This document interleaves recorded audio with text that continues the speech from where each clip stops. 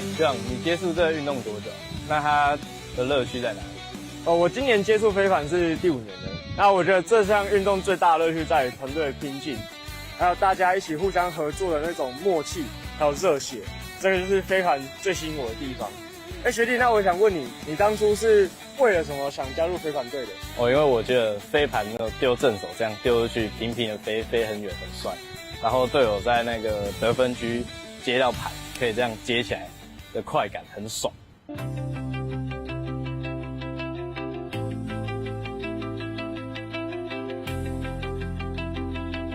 因为我也是大一才开始接触，然后也是前面什么都不会，但是我觉得队上的学长姐他们都非常的有耐心，然后也都会用一些有趣的方法来教导我们一些比较复杂的基本功，所以就会变成整个学习的过程很欢乐很有趣，然后也会慢慢的学习到飞盘的乐趣。练飞盘的时候，其实练3个小时蛮累的，但其实3个小时的训练其实是很足够的。从基本的传接盘的技巧，然后到一些跑位，回去的时候也可以自己多多消化，然后到下一次的练习能运用出来的话，我是觉得是非常好的。刚开始接触飞盘的时候，其实连基本传盘都不太会，然后练习的时候也有很多地方做得不够好，只是学长姐都很愿意给我鼓励跟告诉我如何调整，然后在练习之余也花蛮多时间在陪我自主训练的。所以随着时间，我有慢慢感受到自己在进步。因为我是上大学才接触这样运动，所以我刚进到队上的时候，是先感受到学长姐他们带队的用心，然后也是自己慢慢观察他们是如何带队的。等到我像现在大3当队长学长的角色，我就以他们为榜样，然后去传承自己的经验给学弟妹。那我都告诉学弟妹，你要敢拼，你才可以去接到那些看似不可能的飞盘。你要很吵，你要嘴巴一直打开，讲话沟通，你在场上才可以更顺畅跟队友去配合。那你要无条件相信队友，这样才更能够专注在自己所要执行的工作上，不管是进攻还是防守，整个团队才会有更顺畅的运作。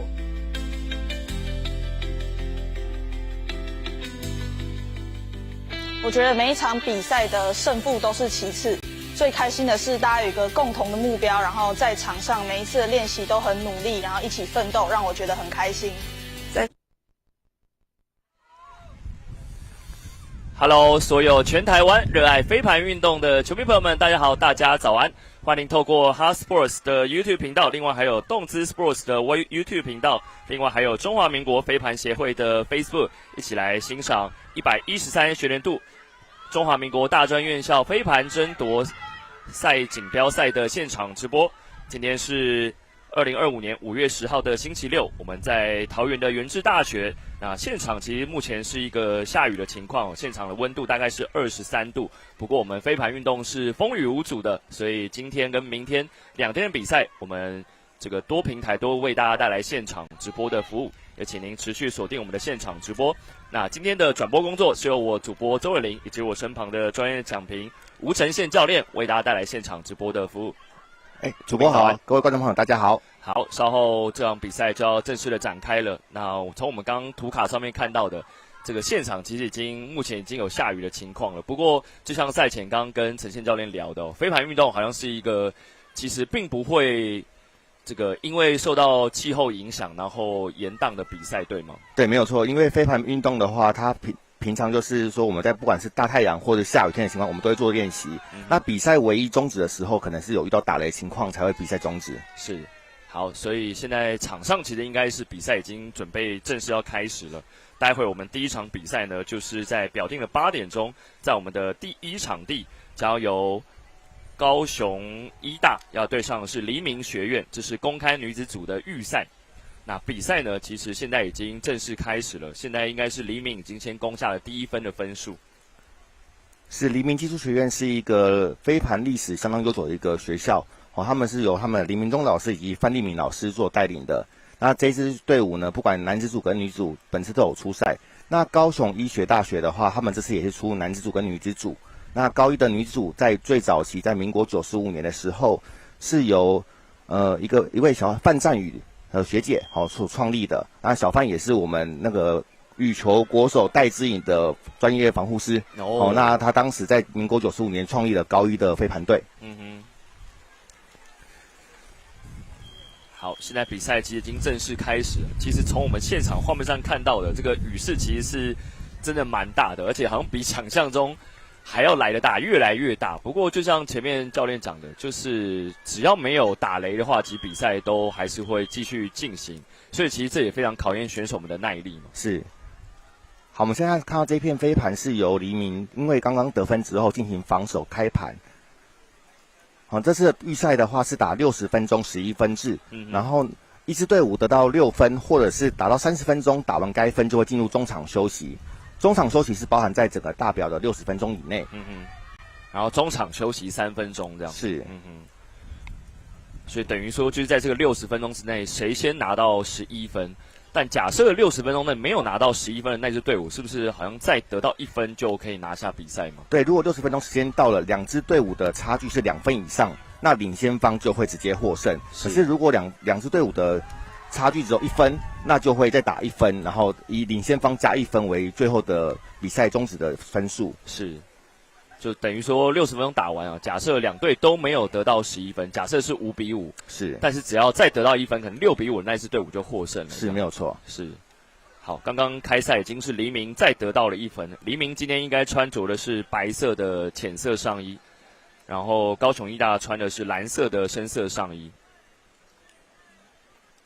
这是公开女子组的预赛。这两间学校呢是分在G组的组别，来看一下，这是刚刚的得分。好，那飞盘争夺赛呢，这个飞盘运动其实它算是结合了篮球、足球跟美式足球这3项运动嘛。当然，我想现在正在看直播的应该很多都是热爱飞盘运动的爱好者。但假设他是今天第一次收看这个飞盘运动的话，我们这2天也请我们的这个讲评吴承宪老师来为我们所有的这个热爱飞盘运动的民众一起来讲解这项比赛它的乐趣在哪里。是，其实我们飞盘运动从小大部分的人应该在公园都会跟家里的长辈啊，或者是小朋友一起玩。飞盘它是一个非常容易上手的一项运动，只是我们现在在荧幕上所看到的飞盘争夺赛，它是比较属于竞技性的。那它的基本的传盘、接盘也是我们平常会做练习的这样子。好，我们看到黎明现在又是得分之后的防守的开盘。今天雨势真的是相当的大哈。没错，跟昨天的天候状况比起来，好像是天壤之别哦。昨天这个吴承宪教练还特别跟我说，现场好像这个阳光非常强烈，甚至需要防晒。但今天好像看起来从第一场就开始下雨了。对。所以从刚刚这几个接盘的这几个动作看起来，其实他的传球得分方式应该是跟美式足球蛮类似的，对吗？是，现在看到这片他在得分线前面接到，但是没有直接得分，要找到下一个队友。对，等于说要得分的话，就是要像刚刚最后得分的那一位选手，他是要没有接盘的情况下进到得分区，接到盘子，接到飞盘才得分嘛。是。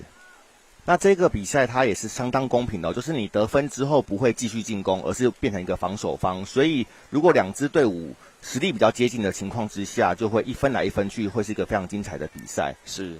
那在昨天的这一组分组预赛里面，黎明跟台湾体育大学的女子组是10比8惜败哦。那另外一个高雄医大的话是我们在预赛的情况之下是2比11，然后败给台体。所以这一组他们现在要抢的就是分组第2，然后进入到复赛的部分。是。因为女生组的组别呢，就是3个组别嘛，那每一个组别3支的学校，然后每一组是取前2名晋级之外呢，第3名的学校是不是这3组好像都会再另外比积分，然后看看谁能够晋级？对，可以得失分来做晋级的部分。是，等于说就是女子组就是9支的学校，然后会有这个应该7间的学校会晋级。是，好，那开赛其实才大概7分多钟哦，这个黎明就以非常迅速的方式先得到了3分。刚刚承宪教练有讲到，这2间学校其实男生组跟女生组是都有出球，都有出这个组别来出赛的。对，那我们看到场上的选手，他们在传盘的部分会有反手以及正手的2项传盘的出盘机会相对比较多。好，那我们传盘的飞盘其实有7个航道会做进行。7个航道。对，像现在选手们大部分看到有点像是低肩侧投棒球选手，他们是所谓的正手传盘。这是我们在比赛当中比较常会运用到的。那反手传盘就是平常我们小朋友拿到飞盘往前投掷的方向，就是反手的传盘。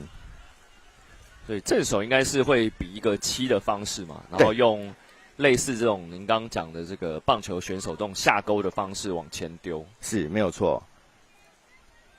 那反手大概就是手就是比一个5嘛，然后就是反手的方式往前传这样。对，那我们先看到，因为他们发现高雄医大的可能控盘者相对比较少，所以黎明都会做一些协防的干扰的动作。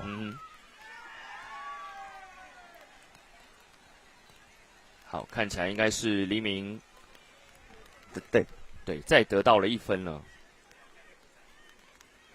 所以比分现在已经是变成了4-0。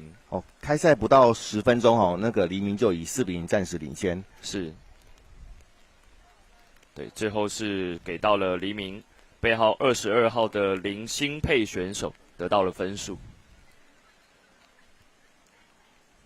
好，然后比赛的话，各队的选手是不是有人数上面的限制呢？是我们在上场的选手的话，以这次的赛制是7个对7个。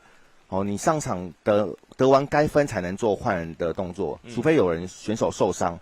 不然这一分如果打个3分钟5分钟，其实场上选手是会不断的折返跑的。是，对，所以这项运动其实也蛮耗体力的。平常在训练当中，除了传接盘以外，我们的体能训练也是相当重要。因为我们比赛地点是在元智大学的，这算是他们的操场了，但这个操场其实非常非常大。我们整个场地的长度是100公尺，宽37，所以整个场地是需要用像他们现在传接盘的方式往前进。是，选手接到飞盘的时候，他是不得做脚步上的移动的，只能像是篮球的运球后停球，只能单脚做移动。是。黎明的一个反手传盘，再度得分了。没错。已经这个才10分钟就已经得到了5分的分数。来看一下刚刚的这一次进攻，黎明得分呢应该是对，再得到了1分。刚其实在比赛中就有看到高雄医大的选手，因为场地比较泥泞所以有打滑的情形。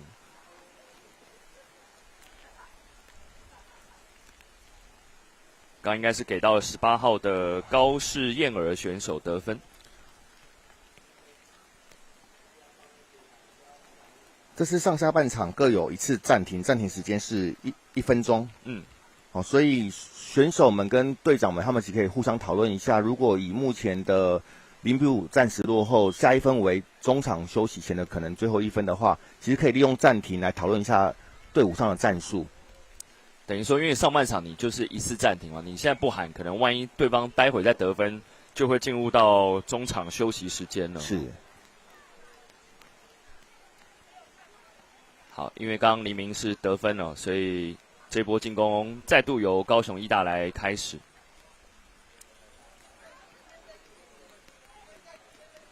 我们看到黎明的防守都是会有一个协防的选手，所以高一这边应该要找到一个你没有被防守的选手出来做接应飞盘，是相对比较理想的。所以目前这个比数比较悬殊5-0，最大原因应该就是刚刚教练讲的，这个好像看起来高雄医大的传接球目前好像遇到了蛮大的阻碍。对，我们看到现在高一他们在传盘的时候都会有2位选手进行做防守。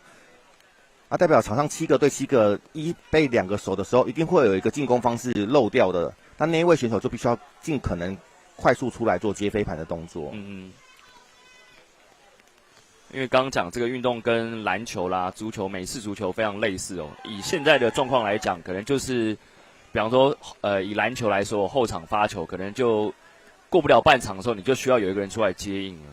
是，现在场上黎明喊出暂停这也是相当聪明，在攻守转换之后，得到盘权，然后喊出暂停，进行可能上半场最后一次组织进攻。是。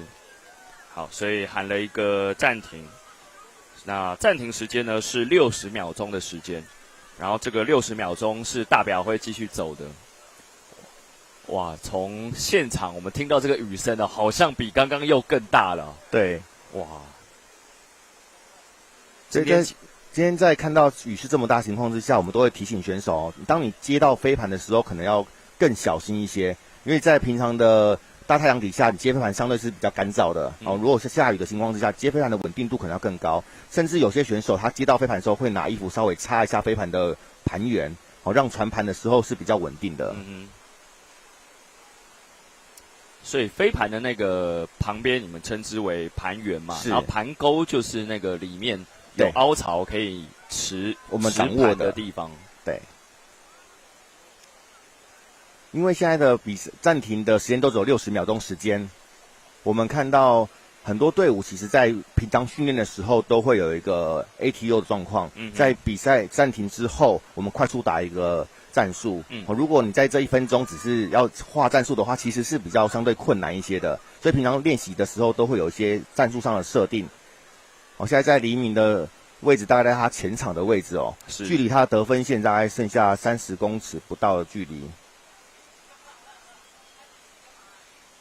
现在黎明的队伍排出一个直线，我们称之为 stack，让他们的左右两侧的空间是可以出来的。是，就有点类似篮球这种炸弹开花。以飞盘战术来讲，应该叫 vertical， 就是 stack 嘛。对，没有错。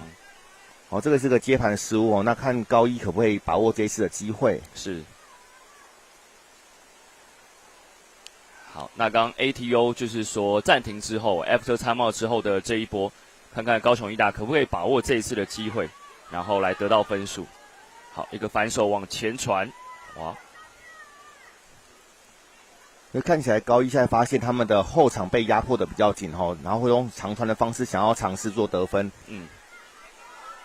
但看起来刚刚又是一个自己传球上面高雄义大的非受迫性失误然后又把这个飞盘的等于说球权又还给对方了。是，现在黎明的选手比出一个叉叉的表示，代表说他认为他刚刚在接飞盘的时候是有犯规的情况。那现在高一是认定他是有犯规的，所以我们会由这个持盘者这边继续进攻。是。好，刚刚持盘的是黎明科大背号72号的丁玉曼选手。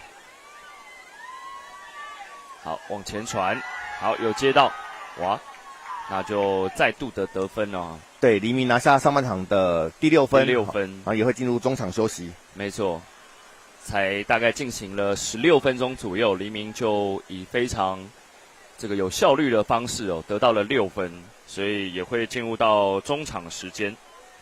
那中场是会休息3分钟的。对，这3分钟的时间，其实双方的队伍都会教练或者队长都会进行一些提点那看下半场高雄医学大学这边是不是有新的一些突破的方式，可以赶快破蛋。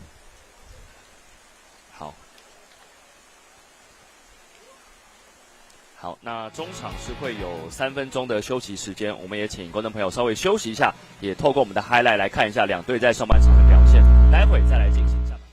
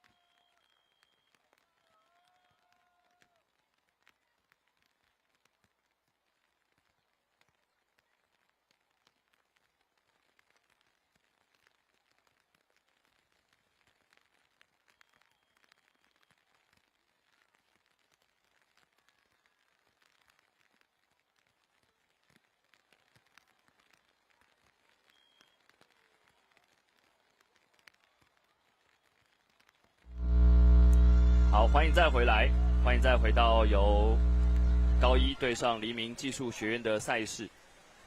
下半场比赛要准备开始了。那上半场黎明其实是很快就得到了6分哦，尤其是刚5-0之后，其实高一喊了一个暂停哦，不过很可惜还是没办法得到分数。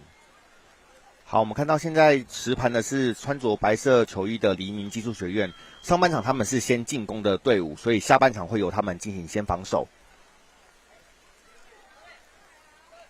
好，下半场的比赛要准备开始。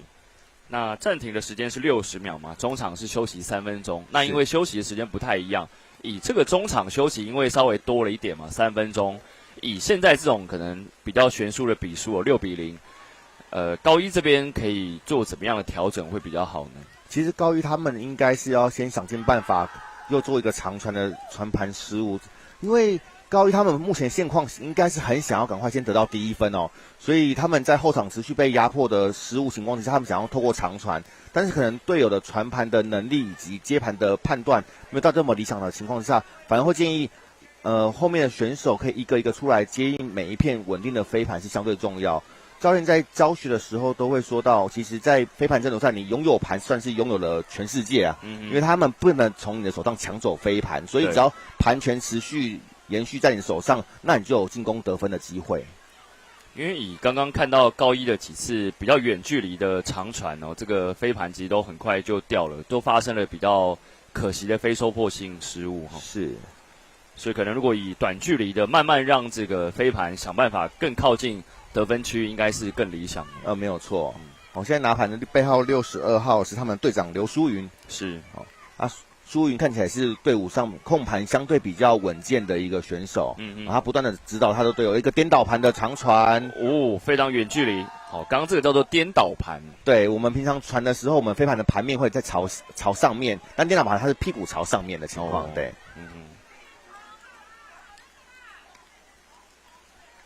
但颠倒盘这个应该其实是一个算高难度的技术，对吗？是没有错，因为平常在比赛当中，颠倒盘出现的比例大概比较少一点点，但如果选手的传盘技术是好的，颠倒盘其实很容易突破一些对手的防守。是，对，在我们的 Hub Sports 的 YouTube 频道上面其实也有球迷朋友在问说，这项运动它的一些规则，其实从我们刚刚吴承宪老师的解说当中，其实就非常清楚了，你就把它想成类似美式足球、篮球或者是足球的这种概念啊，但是大部分大概就是像美式足球的方式。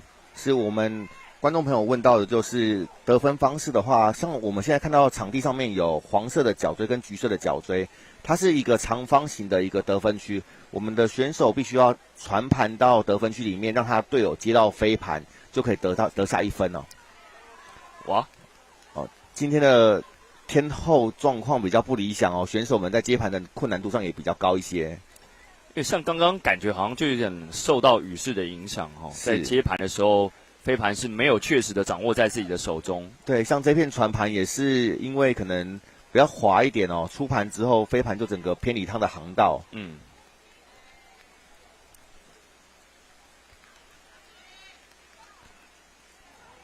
比数依旧是6-0。一个弯盘非常漂亮。对，他前面有个队友，没错，已经有人跑在前面了。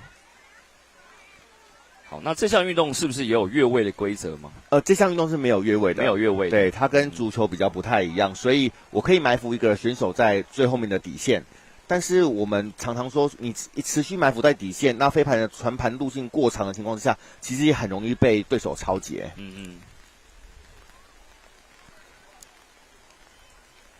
我看起来下半场比赛开始的时候，高一的防守也让黎明的进攻受到一些阻碍。对，就没有像上半场黎明的得分这么样的轻松了哈。是，当然高一的可能最大问题，目前还是在自己的传盘上面，要先想办法攻击到自己的进攻区。好，高一在这个时间点喊出了下半场的暂停哦。可能这一次的比较多盘的来回之后，双方的体力稍微的有些流失了。那透过这次暂停，看可不可以打出一个不错的攻守反击。对，因为在上半场的第一次暂停，其实是在黎明得到5分之后，但下半场好像是因为刚刚是非常多盘的来回哦，可能自己进攻的高一的选手好像可能体力上面也负担的比较大，所以在这个时候就先喊了暂停。是因为我们场上的选手是7位嘛，然后目前看高一来登录的选手是12位，所以他们可能换人的人数比较没有到那么的多的情况之下，透过暂停来缓解一下队友的体能，也是个好的办法。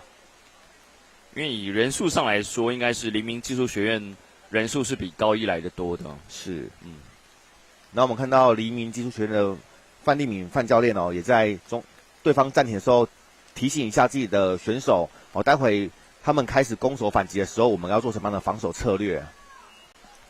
哇！从刚选手倒地可以看到，这个在草皮上面都可以激起了一阵水花，所以可见现场这个雨势下得非常大之外，其实还有很多地方其实应该是有积水的，就怕选手可能踩到水洼里面去的时候，怕会有跌倒的情形。是。那这项运动的话，它是不能做身体接触的，所以我们在选手接到飞盘的情况之下，我们防守者只能距离他一个飞盘的距离做防守，透过他传盘的情况做抄截，或者是阻碍他的传盘。好，喊完暂停之后，来看看这一次身着蓝色上衣的高雄医大的进攻。好，黎明技术学院18号的高士燕儿这个防守从对方一开始发动的时候就紧紧的盯着对方，哇，这个飞盘已经直接被高士燕儿给拿走了。对，刚刚是个接盘的失误。对，哇，很快的翻手往前传，给到了97号的梁氏茶妹得分。对，黎明技术学院他们的选手蛮多都是来自于越南的侨生这样子，所以他们在场上的沟通也是非常的流畅。对，因为场上像黎明技术学院是有4位应该是越南籍的同学是。好，看一下这是刚刚那一次的传盘的失误直接被18号的高士燕儿拿走。然后再用一个反手的方式往前传，给到了97号的梁氏茶妹得分。比数现在已经并成了7-0。刚刚应该是一个正手的方式。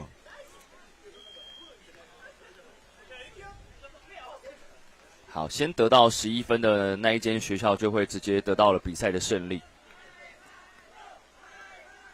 目前其实虽然有7分的差距，但是比赛时间其实还是蛮长的还有大概32分钟左右的时间。对，所以高一如果想要追进比数的话，其实一分一分的来，其实时间还非常充足。比数当然因为现在已经7-0了，但时间其实一半都还不到了，所以其实高一也还是有机会的。好，今天我们5月10号星期六，我们在桃园的元智大学会为大家带来一整天总共有7场的比赛会带给大家。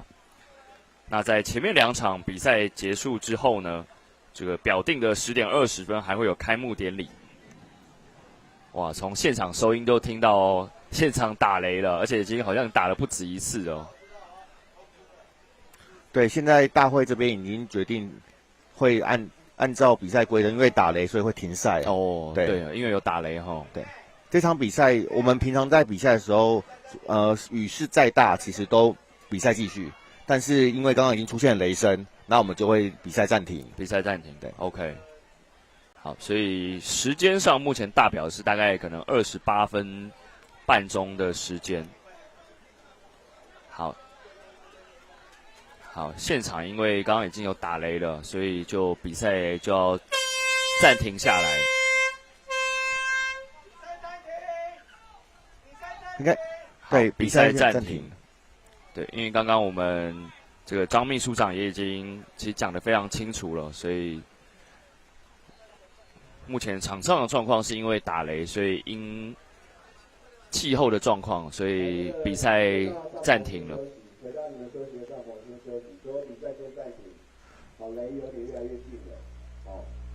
目前看起来应该是先比赛暂停，然后保留待会等到大会通知可以继续比赛时间，然后以目前0-7的比数以及时间继续比赛。是。好。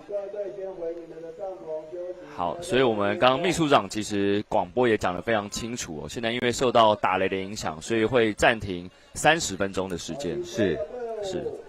好，所以我们也请所有的这个目前正在收看直播的所有观众朋友也稍微休息一下，也希望待会比赛可以这个30分钟之后恢复进行，然后也不会再受到打雷的影响。还是请大家稍微休息一下，稍后再回到比赛的现场。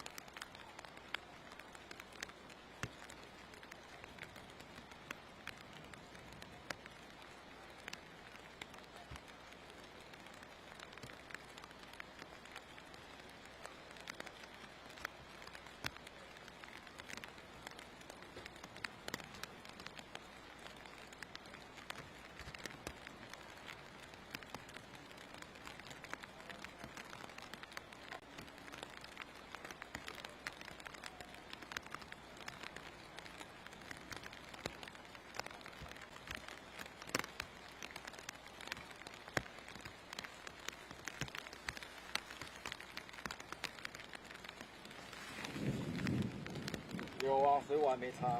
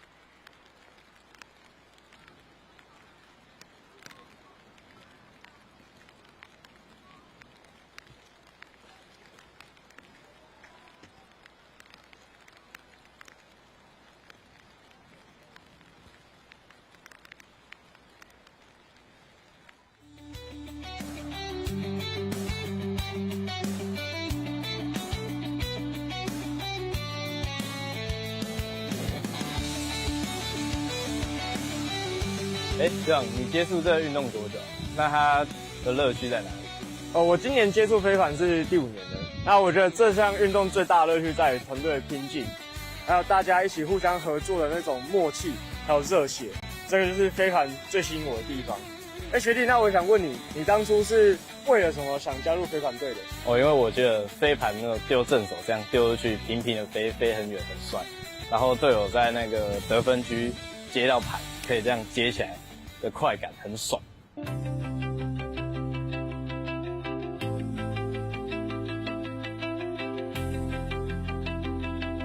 因为我也是大一才开始接触，然后也是前面什么都不会，但是我觉得队上的学长姐他们都非常的有耐心，然后也都会用一些有趣的方法来教导我们一些比较复杂的基本功，所以就会变成整个学习的过程很欢乐、很有趣，然后也会慢慢的学习到飞盘的乐趣。练飞盘的时候，其实练3个小时蛮累的，但其实3个小时的训练其实是很足够的。从基本的传接盘的技巧，然后到一些跑位，回去的时候也可以自己多多消化，然后到下一次的练习能运用出来的话，我是觉得是非常好的。刚开始接触飞盘的时候，其实连基本传盘都不太会，然后练习的时候也有很多地方做得不够好。只是学长姐都很愿意给我鼓励跟告诉我如何调整，然后在练习之余也花蛮多时间在陪我自主训练的，所以随着时间我有慢慢感受到自己在进步。因为我是上大学才接触这样运动，所以我刚进到队上的时候，是先感受到学长姐他们带队的用心，然后也是自己慢慢观察他们是如何带队的。等到我像现在大三当队长学长的角色，我就以他们为榜样，然后去传承自己的经验给学弟妹。那我都告诉学弟妹，你要敢拼，你才可以去接到那些看似不可能的飞盘。你要很吵，你要嘴巴一直打开，讲话沟通，你在场上才可以更顺畅跟队友去配合。那你要无条件相信队友，这样才更能够专注在自己所要执行的工作上，不管是进攻还是防守，整个团队才会有更顺畅的运作。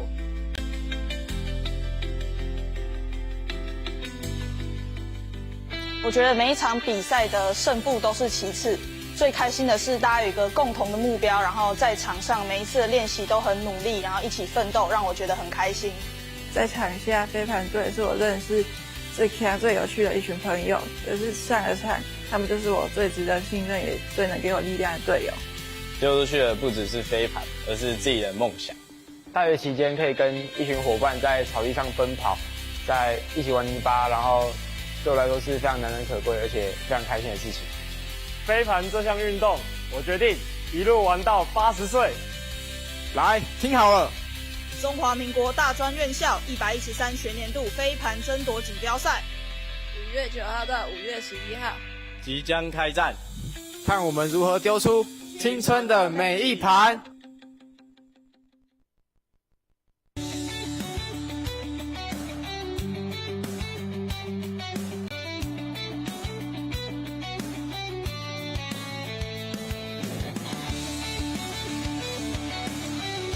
学长，你接触这个运动多久？那它的乐趣在哪里？我今年接触飞盘是第5年了。那我觉得这项运动最大的乐趣在于团队的拼劲，还有大家一起互相合作的那种默契，还有热血，这个就是飞盘最吸引我的地方。学弟，那我想问你，你当初是为了什么想加入飞盘队的？因为我觉得飞盘那个丢正手这样丢出去，平平的飞很远很帅，然后队友在那个得分区接到盘，可以这样接起来的快感很爽。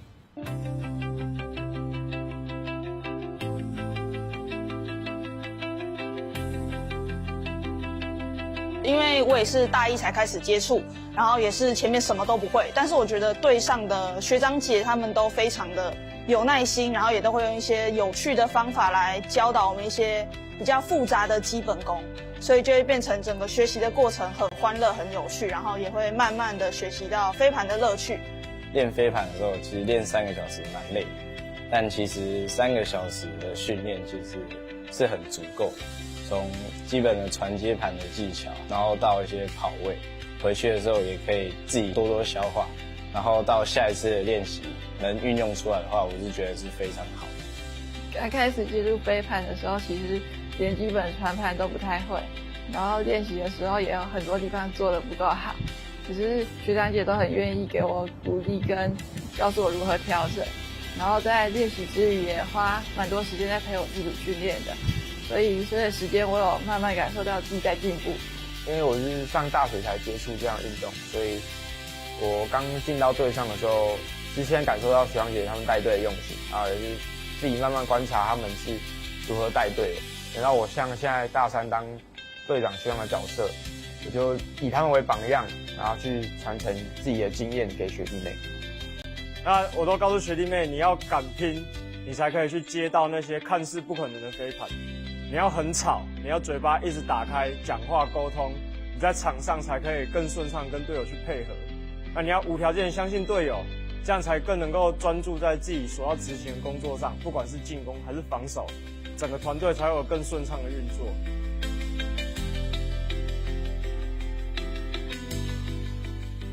我觉得每一场比赛的胜负都是其次，最开心的是大家有一个共同的目标，然后在场上每一次的练习都很努力，然后一起奋斗，让我觉得很开心。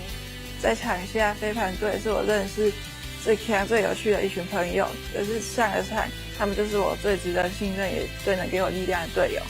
丢出去的不只是飞盘，而是自己的梦想。大学期间可以跟一群伙伴在草地上奔跑，在一起玩泥巴，然后对我来说是非常难能可贵而且非常开心的事情。飞盘这项运动，我决定一路玩到80岁。来，听好了。中华民国大专院校113学年度飞盘争夺锦标赛5月9号到5月11号即将开战，看我们如何丢出青春的每一盘。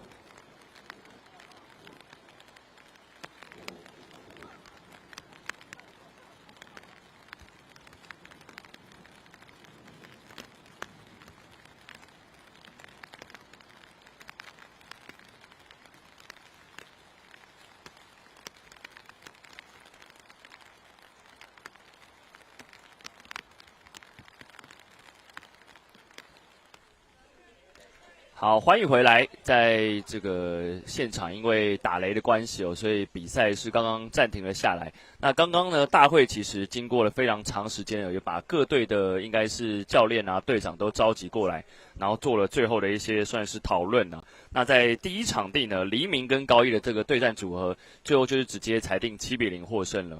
对，没有错，就是我们女子组的部分，因为高一7-0落败之后，他们是以分组的总积分第7名进入到我们的复赛。